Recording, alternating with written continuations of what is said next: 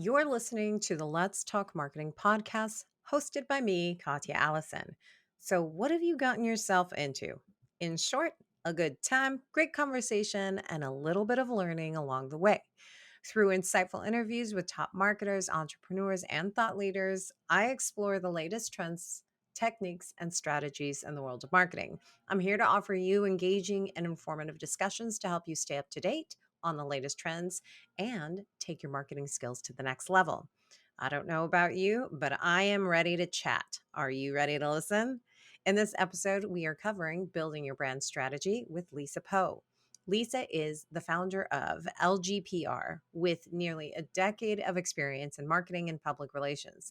She believes in the power of meaningful relationship and works passionately to support brands with shared values in the food, fashion, lifestyle, and wellness industries. Lisa is also a mental health advocate and a proud wife and dog mama. Aren't we all? So get ready. Let's talk marketing with Lisa.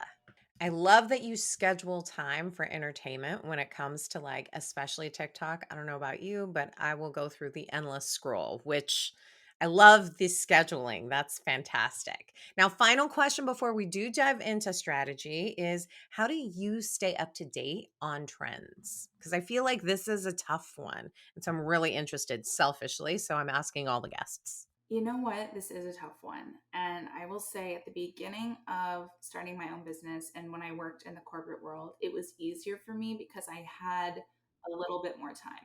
As my business has grown, I think that it's become more of a challenge to find that time to stay on top of things. So I will really, really lean into like networking groups. I have a few main ones that I'm part of, and I am so grateful for them for sharing, you know, news articles that are coming out in the industry and things like that. I have created amazing relationships with fellow managers in the space or people kind of in Yeah. my seat in the space. And we check in with each other every 2 weeks and we talk about these things. I also am very grateful to have connections at large platforms like Meta and TikTok, and they keep me very up to date. But I think the main thing here is I have, created content for fun for a long time and kind of been I say this word like I'm not an influencer by any means, but a creator. And I think that creating content and being active on social personally and having that background and still doing it when I have time has been like a huge piece of staying on top of how people are editing videos. You know, what, Yes.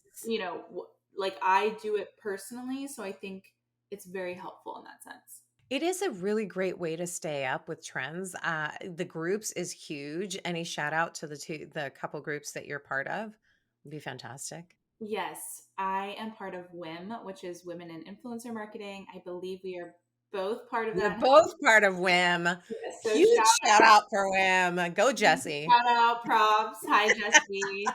Hi, everyone I've met through WIM. You guys are the best. That is probably the largest group of very, very impactful, amazing women, WIM women. Um, and I will say the other one that I want to give a shout out to is Social Assembly. It is specific to talent managers, and there's about 12 or 13 of us now. And we all have such different backgrounds and talent, but we're all doing the same things now as independent managers.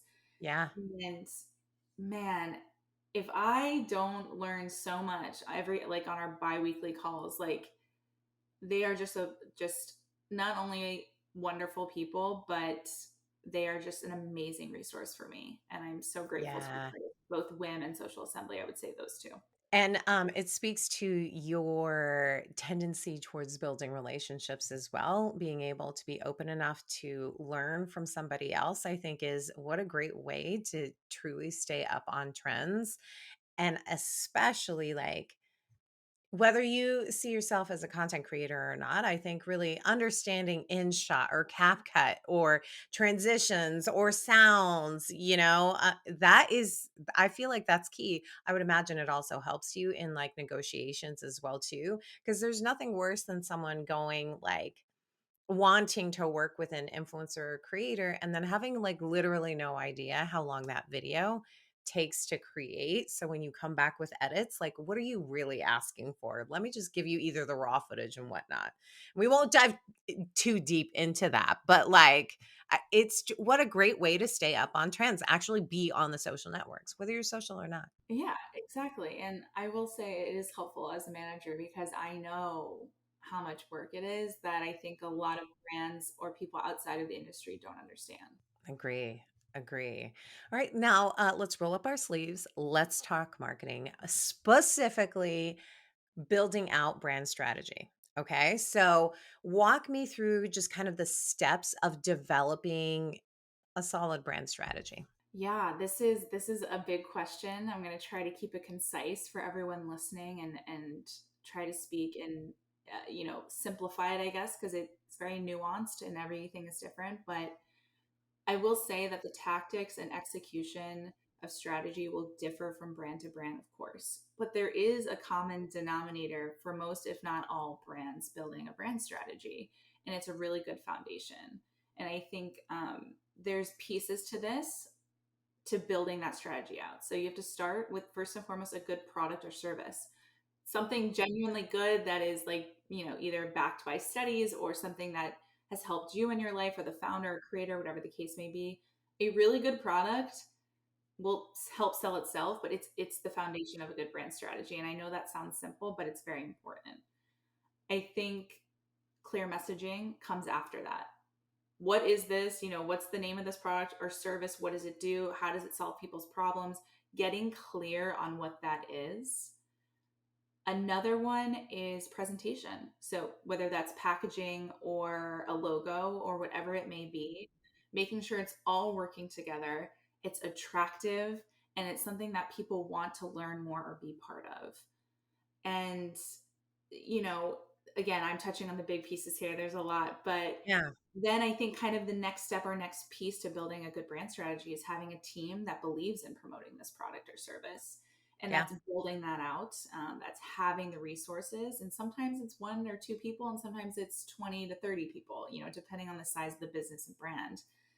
Um, like last kind of for the foundation of a Yeah. brand strategy is that target consumer. Who are you selling this to? Who does this solve a problem for? What are they like? What's their demographic? What are their interests? What are they doing? What is their income?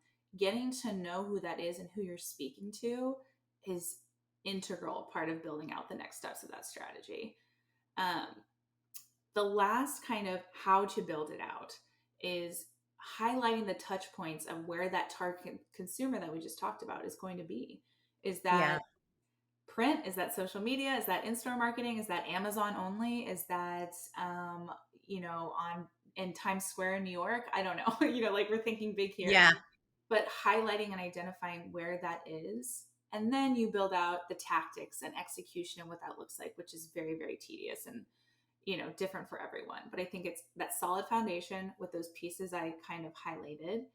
And then where is this going to live for the brand to, hit the masses or hit that target consumer?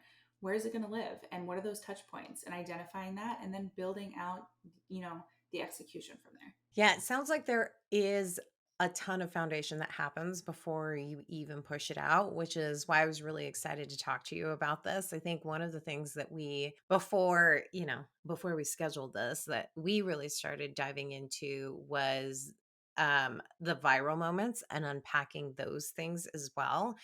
I love to hear how you kind of marry, because I feel like in the conversations we had, we talked about foundation, we talked about viral moments, and then what happens afterwards. And I think they kind of go not hand in hand, but I think that you can use like a viral moment as a great way to like dissect that brand strategy in there. So if we can dive into just kind of virality and unpacking that a little bit and how that connects to your brand, because I think a lot of brands right now are just foaming at the mouth for a viral moment.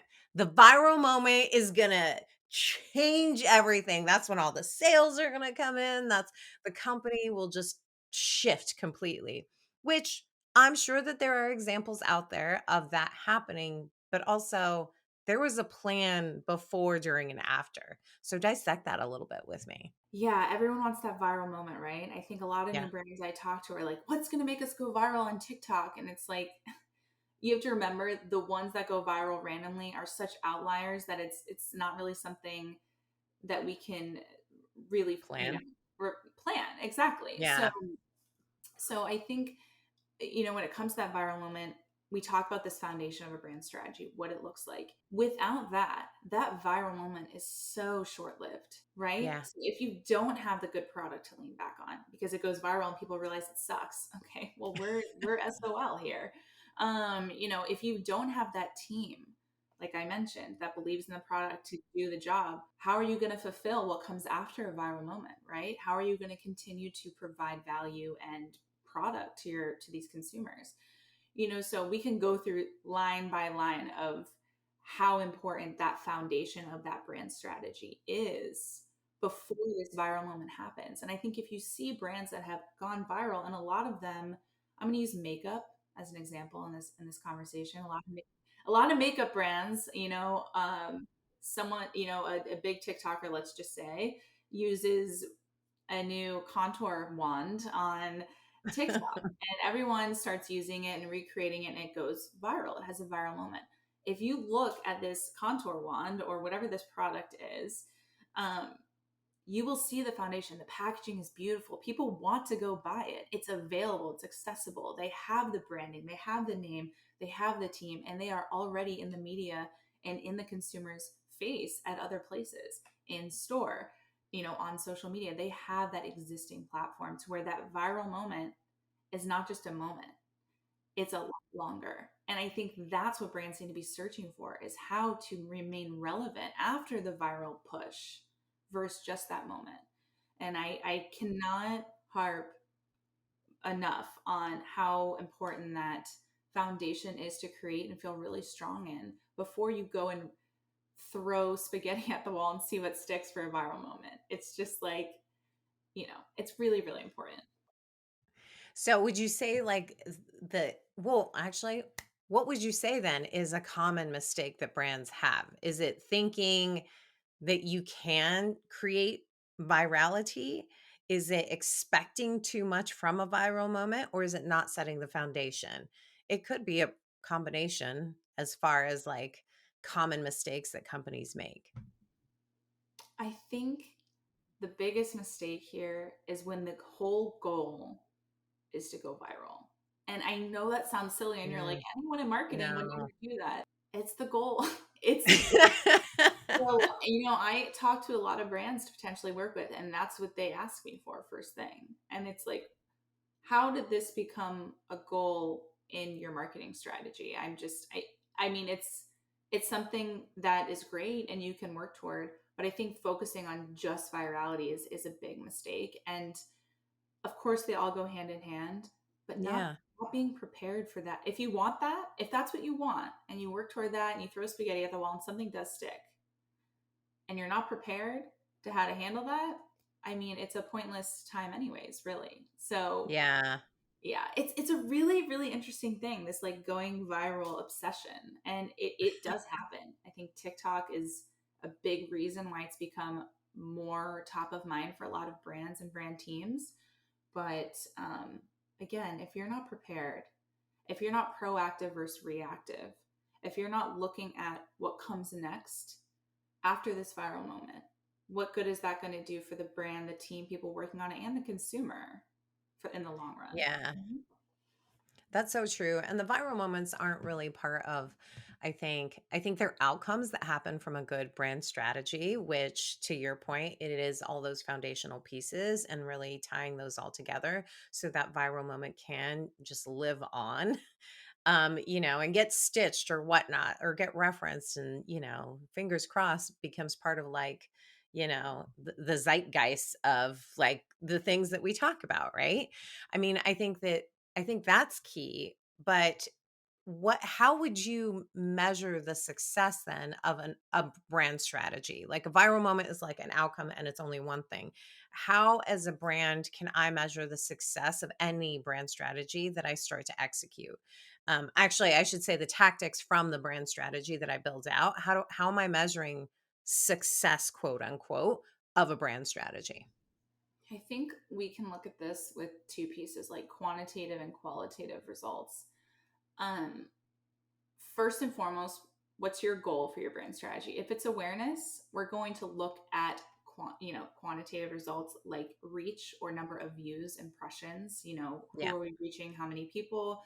CPM is a good one, which is cost per thousand impressions. Again, going back to that, how many people did we reach and how much did it cost to reach them? Um, those are really important quantitative pieces to measuring an awareness goal with a brand strategy. When it Yeah. comes to maybe a more conversion or sales driven approach to a marketing or brand strategy, you're going to switch those quantitative key performance indicators and look at website traffic, cost per click, time on site, average order value on site. There's a lot that we could go through, and I feel like it sounds like gibberish, but things I really want to highlight is those quantitative results are very important, and they're a very quick snapshot of like, are we moving in the right direction, doing the right things?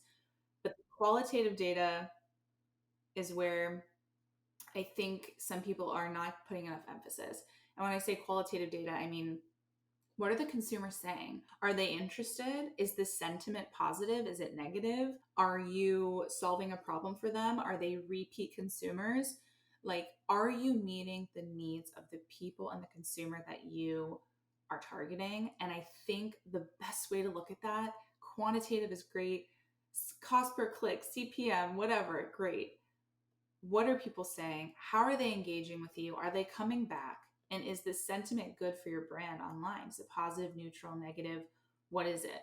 And I think those are ways to measure success. You want to look at it as a whole, but I really want to emphasize those qualitative pieces. I couldn't agree more. The quantitative absolutely makes sense. And the qualitative is something that I know I myself preach all the time as well. So I'm curious because you mentioned sentiment, and I was going to ask you a follow up on that because I get a lot of questions of like, how do you even measure sentiment? So, like, is there a tool you use for sentiment analysis that can really help determine, all right, what are people saying or how are they saying it? Am I gathering just all of the comments and how many comments and who does that, especially if you're a smaller team? So how are you gathering that qualitative information so that you can measure out sentiment? Yeah, there's a lot of ways to do that. And I think if you are a larger team with a larger budget, you do lean into those platforms that pull keywords and pull, like the maps of who's saying what and what are the comments. And if you're working with an agency of some sort, usually they have their own platforms that do that per brand client, which is, in my experience, has been the most efficient way of getting it done.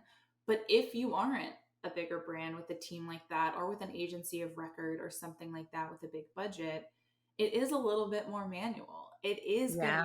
to, you do want to lean into your social media and community management team and talk to them every day. What are people DMing us? What does it look like? And it doesn't have to be exact, but those people on the front lines, as I used to call it when I was on the brand side, like, I'm on the front lines over here answering the DMs. Um, but talking to that team and really hearing what they're hearing from the consumers every day or reading, it is a little bit more manual, and there is a way to do it. It's more time consuming, but you can still get a gut feeling for if the bulk of the conversation is positive and engaged versus, do we have to pull in a crisis management team here? You know what I Yeah. mean? Yes, So we've gotta be able to map all of that out. I do appreciate the fact that you said, you have to stay connected to your social media and your community team, which kind of leans into my, one of my final questions of really examples of companies that are doing it really well, executing good brand strategy, leveraging social media to kind of help them build their brand. Do you have any examples that come to mind? I have so many, and I want to give a big like big mass brand first. And I don't even have to elaborate. Once I say it, you're going to be like, yes, Dove. I mean, there's nothing more I need to say. They've got their messaging down pat. They've got their team down pat. They touch every touch point. Super Bowl, from Super Bowl commercials to TikTok to in-store signage that's beautiful to really getting that messaging right and really hitting that emotional piece with their consumer with their messaging. I can't even explain to you. That's a huge brand who does things the right way. They have done that, I would say, for almost 10 years. I just looked at the date because I'm like, what year is it? I would say since I can remember, like 2013 to 2015, when they really started to, or when I really started to notice their marketing efforts, they just have done it so, so well. And that's a Yes. huge team, it's a huge brand, and they have so many resources. So I want to go to like the smaller side and share a brand that I think has done a great job. And I'm hoping people have heard of this company, Olipop. Have you heard of Olipop? Of course, I've heard of Olipop. Oh, that's a good Olipop shout out. Yeah. Hey guys, love ya. Send me some Olipop, Um, Exactly. We'll drop the contact information in the episode hey, page. I actually met with their team recently. They're very sweet and hardworking. They are a brand that, in my opinion, they're they started so small. They're obviously growing now and growing, Yeah. getting into more places, but they have a banging product. So we don't even have to talk about that, right? Like I think it's Yeah. phenomenal. Packaging looks good, all the things I could say, but I really want to commend them on how they've been prepared for the marketing piece and how they've also adapted in their marketing. So I think originally it was more grassroots sampling things that fit into their budget. I think they dabbled in, the influencer space a little bit, but then they had a little moment, and don't remember I'm on boy band TikTok, so remember that from the beginning of this. I'm also on Justin Bieber TikTok, again, outing myself here. Um, he was All what? the skeletons are coming out of the Okay, closet right there. what do you want to know? Just ask. Um, there was a moment, I don't know when it was, I think it was in the last year and a half, that like Justin Bieber was on tour and like drinking an Olipop, and there was like paparazzi pictures of him drinking this like Yeah. small brand amazing product. And so, you know, they capitalized on that. And that was a kind of a little viral moment for them because, Love it. you know what I mean? They caught wind of this, whether it was they sent it to him or not, I have no idea. They caught wind of it. They capitalized on social media, but again, they were prepared. They had all the checks, that all the boxes checked to kind of capitalize on that, keep moving in that direction. And their growth is astounding, and I think it's because of their brand strategy. And it all started with a phenomenal product, which Yeah. I think is great. So shout out to Olipop. They've done a phenomenal job in the industry, and I think they were like a Kickstarter for that healthier soda that now Yeah. there are tons of options for. So I'm going to say Dove for our large mass brand. I Yeah. could go on forever about their campaigns. And then for a smaller brand that started with a small budget and probably still has one, I'm going to give it to Olipop.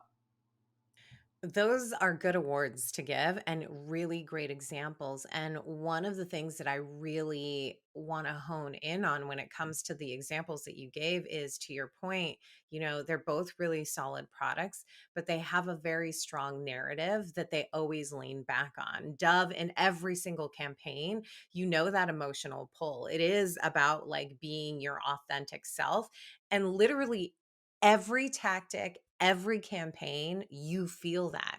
I also feel the same way about Olipop. Like, they know who they are and they don't stray away from it. And it doesn't, I I mean, it doesn't have to be a huge thing. When you're building out your narrative, it doesn't have to be like this incredibly long story. I mean, for me, I think it can also like dive into a little bit of like, if I had to like tagline what my overall narrative, there you go, this is what it is. That's the consistent feeling. But like all of these things build into having a really strong brand strategy that people can feel. And there's emotion in every brand strategy. Like that to me is the hook. How do I hook them? There is a pain point, right? Like people want to feel good. That's a Dove thing, right? Like Olipop, like I want soda, but soda's not really great for me. Like people understand that sentiment, and that like that emotional hook is what gets people. Yeah, the emotional connection, I touched on it very, very slightly early, but that's a huge piece of this. And I also think it's a hard code to crack for a lot of Yeah. brands. How do we emotionally connect? And it's so funny. I think Dove and Olipop are so different in their emotional connection, where Dove is like making everyone feel beautiful in themselves, and they've done a phenomenal job with that. And Olipop, I almost want to use the word cool. I feel like people want to feel cool, right? Like, I mean, don't get me started. Justin Bieber drinks their product, but I think it's a little bit of that emotion, like, ooh, like I want to be part of that, So That's so true. It's okay. Like it's cool not to be a soda drinker, you know? yeah, or like I'm making a healthier choice for myself. And And like, that's cool. Yes. right, So true.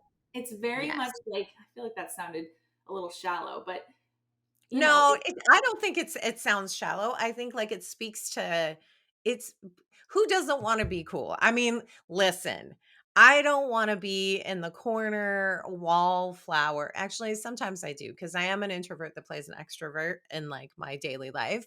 But I mean, none of us want to not feel good. And cool is a good emotion. So I think that you're cool, Lisa, I just think so that you you're know. cool, Kat. Um, I feel cool even with my admissions about my TikTok for you page. It's fine. I think that's what makes you cool is those divisions. We're gonna ride it. Ok So I have a final question for you, okay? If you knew then what you know now, what's the marketing advice that you give to yourself? Wow. I thought about this question beforehand and I wanted to give like a long-winded answer, but I think I can make it more succinct. And I just think that I would tell myself I'm very type A, and I want things a certain way, and I'm detail oriented. That's great. But I think when it comes to marketing and brand strategy and really being successful in that space, it's not a science. Um, Mhm. Again, we talked about quantitative versus qualitative. It's not a science. We can't forget that qualitative piece of it. We can't forget that emotional connection. We can't forget the meaning behind what we're doing. To tell myself it's not a science, and there will be ups and downs, there will be like trial and error, but to not forget to lean into the emotional aspect of building out a brand strategy, of being a marketer, and of being ultimately somebody who's helping bring stories to life for brands. I couldn't agree more. And what a great way to end a great conversation with you. Thank you for, dropping your knowledge and, sharing your thoughts and tactics and insights on building a brand strategy. Thank you so much. Thank you for having me. Would chat about this for hours, so I really appreciate it, and I hope that people have some fun learnings from this. So thank you so much. Thank you. I love talking about branding and I really enjoyed my time with Lisa. Here are my key takeaways from today's show. Number one, building a solid brand strategy requires a good product or service as a foundation, followed by clear messaging presentation, a team that believes in promoting the product or the service, identifying the target consumer, and highlighting those touch points where the brand will live and reach that target audience. Now, the tactics and the execution are different brand to brand, but those are kind of the common denominators that are important for building a successful brand strategy. Number two, the importance of having a strong foundation in brand strategy before even trying to create a viral moment is important. While viral moments can be a really great way to gain exposure and potentially increase sales, I know that's what everybody's looking for, they're often short lived. And without a solid foundation, a brand may not really be able to sustain the momentum from virality, right? Therefore, it's important to focus on building a strong brand strategy that includes a good product and a team that believes in it. Number three, a successful brand strategy also involves both quantitative and qualitative measures of success. Quantitative measures are simple. Well, not simple, but I guess they're the numbers that everyone's kind of used to. Reach, impressions, website traffic, and cost per click provide really kind of a quick snapshot of performance, while qualitative measures things such as consumer sentiment, engagement, and repeat business.